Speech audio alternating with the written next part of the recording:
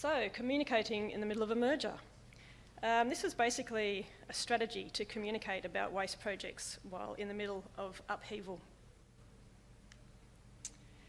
So, an overview of what we'll be talking about today is basically around the merger. We'll have a look at the waste as well in that sphere, and the opportunity that the merger created, which resulted in a communication strategy, and then finish up with where we are now.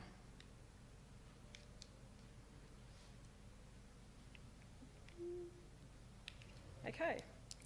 So the merger between Great Lakes, Greater Taree and Gloucester councils was announced nearly 2 years ago today, and it resulted in the formation of MidCoast Council. We had a bit of an idea that the merger was happening, but when it did actually happen, it came as a bit of a surprise. For 1 minute, we were 3 councils, and with a stroke of a pen, we were 1. About a year later, MidCoast Water was dissolved, and its functions moved into MidCoast Council.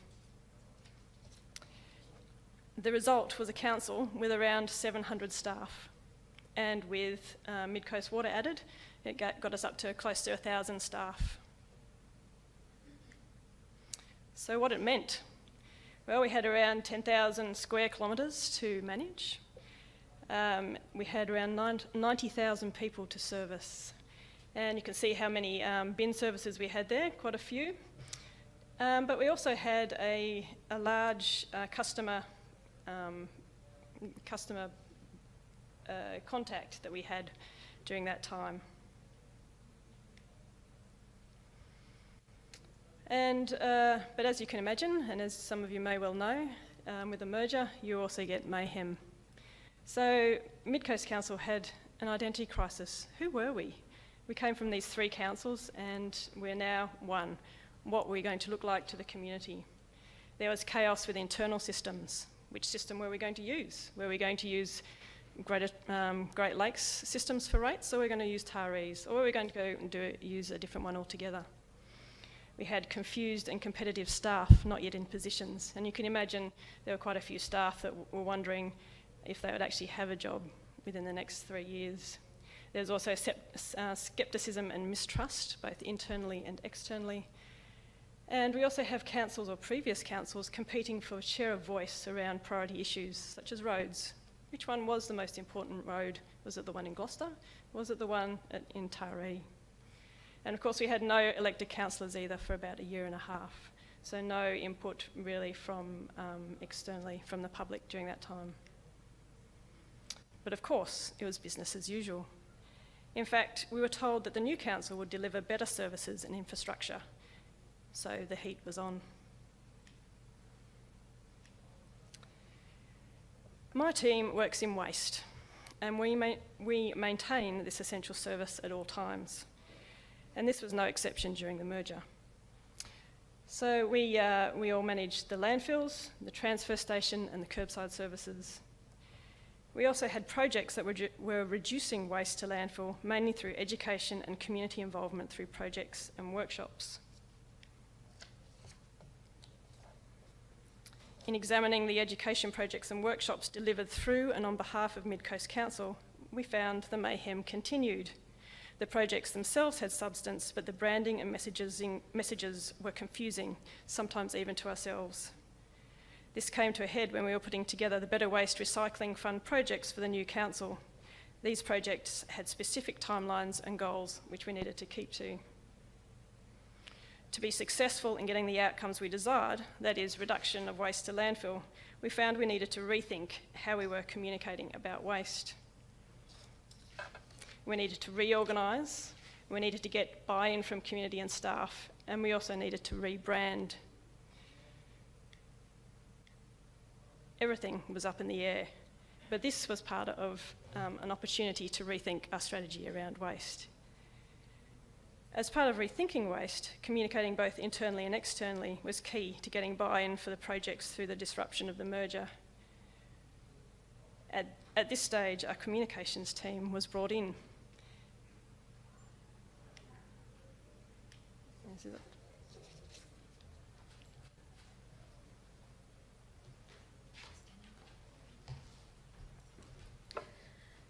So the communications team was brought in, but I've got to say we took quite a bit of time to get up to speed with waste. It was really confusing.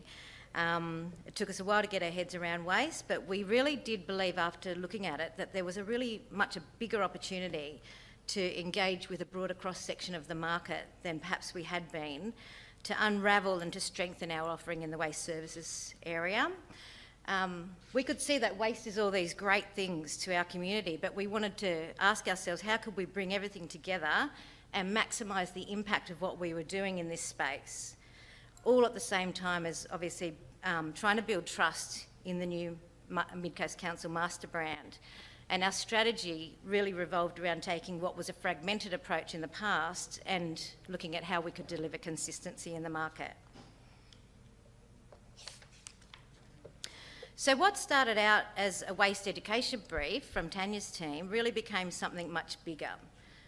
We've drilled down across the entire waste team and all their different touch points and developed an overarching objective of reducing the amount of waste going to landfill. Not rocket science, probably something that we all share as councils looking after waste. And this all happened about the same time as ABC had their War on Waste series taking place, and that was really gaining traction. So we wanted to capitalise on that platform. We believed the time was right to develop a call out to the community to work together, and not just those people who were already engaged in the environmental message. We wanted to make this a much broader initiative. Also thinking about the job at hand that we had in building community trust in the newly merged council, we felt that by bringing all of our waste initiatives together and demonstrating ownership by council, we could also contribute to that corporate goal. So we agreed that a consolidated approach was what was needed, but it wasn't another brand. We already had disjointed messaging in the market when it came to delivering waste services, and we'd also just launched a new corporate brand which we were trying to build trust with. It wasn't a brand that we needed, it was more a creative device or a link that would tie all of our loose ends together. Something that delivered an instant message without explanation, a bit like the Heart Foundation tick. So when you think of the Heart Foundation tick, when you walk into a supermarket, you can spot a product on the shelf and you get that health endorsement message without even having to read the packet. So we developed a proposition for our community, and that was reimagine waste. What it said was, now's the time to take a closer look at waste. Look at waste in your home, in your street, across the MidCoast region. So this is where ABC's War on Waste really opened up people's eyes about waste, and we wanted to leverage that. Reimagine Waste was a way of badging all of our initiatives so they became part of something bigger, something cohesive, and something that really disrupted behaviour when it came to people dealing with waste. It was part of really a 4-year commitment because we were launching the Reimagine Waste campaign on the back of the Better Waste Recycling Fund initiatives. So this is something that we have committed to roll out over a period of time. We're only at the very early stages so far. So out of sight, out of mind is really what we were dealing with when it came to waste. And what we feel that Reimagine Waste says is, hey, think about waste differently. Think about what you're doing before you actually toss that bag of food scraps, or before you empty the kitchen bin, or before you clean out your wardrobe. We like the fact that it doesn't wave a big stick in front of people. It doesn't prescribe what they should do, shouldn't do, mustn't do. It's really designed to open people's minds and get them thinking about waste differently and to disrupt them when they're dealing with their waste. We also like the fact that it's something that everyone can get involved with. It's not just aimed at those people with an environmental interest. It's much broader than that, and we feel that it touches people across the board, across the community.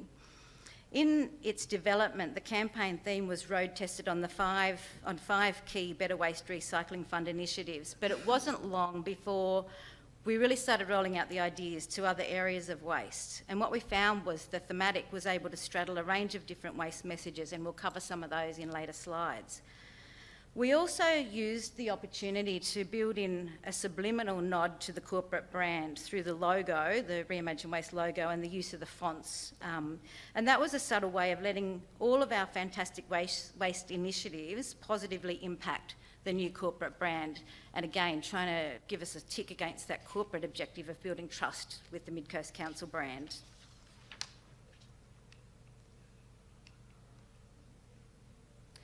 So as I said, it's really only early days. We launched in January, so we're about 4 months in, but so far we've had brilliant buy-in with our partners, internally with staff, and we're starting to roll out into the marketplace with a number of different education projects. So we'll take a look at some of those now. We've kicked off in February targeting problem household waste. And if you're anything like me, your garage is probably crammed with old stuff that shouldn't really be there. It's probably been there for the last 20 years, things like paint tins and motor oils, gathering dust and inadvertently posing a hazard around the home.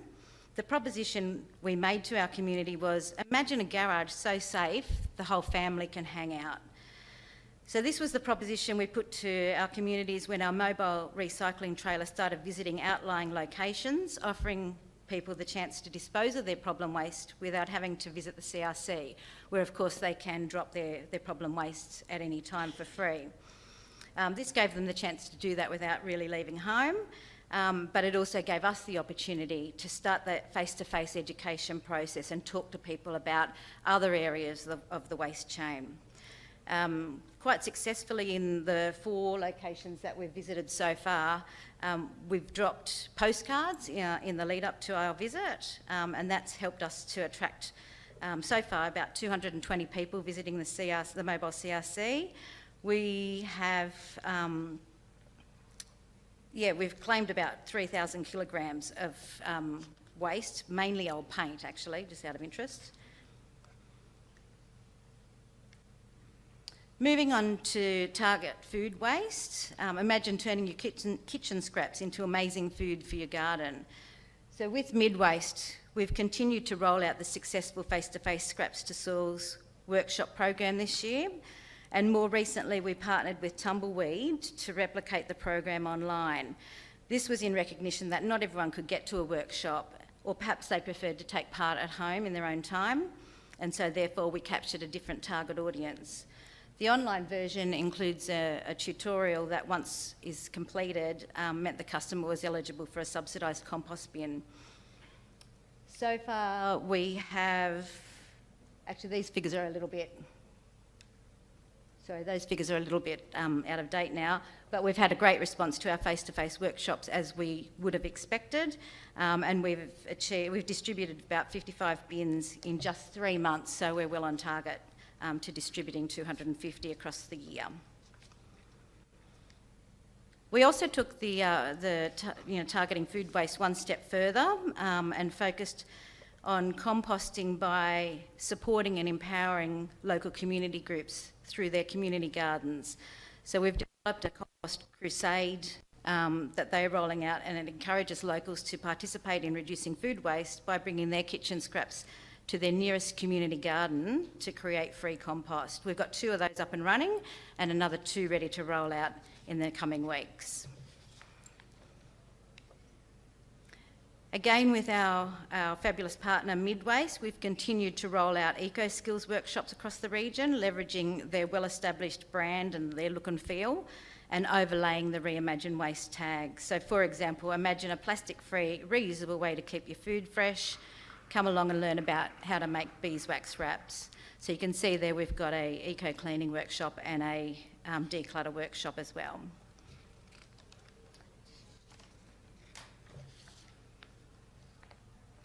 There's so many other opportunities that we haven't leveraged yet, but we're starting to slowly roll out the Reimagine Waste thematic with an objective to build awareness and momentum over a period of time. It is only early days. You can see here a couple of other examples. We've trialled a plastic shrink wrap initiative with businesses in our Gloucester region. Our MidCoast Waste Services partners have developed an exciting event that targets textile waste, and we're working with other parts of the waste team to develop signage and collateral. And yes, imagine if we were all good sorts. So how's it going? So far we've had brilliant responses to all of our initiatives. We've used a whole range of different touch points to get the message out there so far. We've had some really outstanding results on social media in terms of reach, and in particular some really strong viewership on some of our short promotional videos that we've put out there. The best part though is through all these initiatives we're starting to build the Reimagine Waste campaign, and what we feel this will do is that people will start taking notice of things perhaps they wouldn't have noticed in the past. We're starting to put waste top of mind, and we're making that a community-wide call out so that everybody can jump on board and contribute to a community-wide MidCoast initiative. Our communication plan targets specific waste issues over the course of the next 12 months and beyond that, and we'll be tapping into seasonal events like Plastic Free July. We can't say we've developed the creative for all of our initiatives yet, but you can see there's some examples of where we might head with it. So imagine being the best sort in your street, encouraging sorting for curbside collections, targeting illegal dumping, imagine a clean run into town. So they're just some of the concepts we'll be developing to target a whole range of different waste messages in future months. As I keep saying, it is only early days, but we're really excited to have the program out there and to start really making some traction with our community. What we did with the merger in mind was really take a step back and look at that opportunity. We knew that communicating in the waste space would be difficult. We knew that communicating during the merger would be mayhem, but we really planned, we communicated, and with the hard work and dedication of our partners and our staff, we think that we've really created a really exciting opportunity. So watch this space.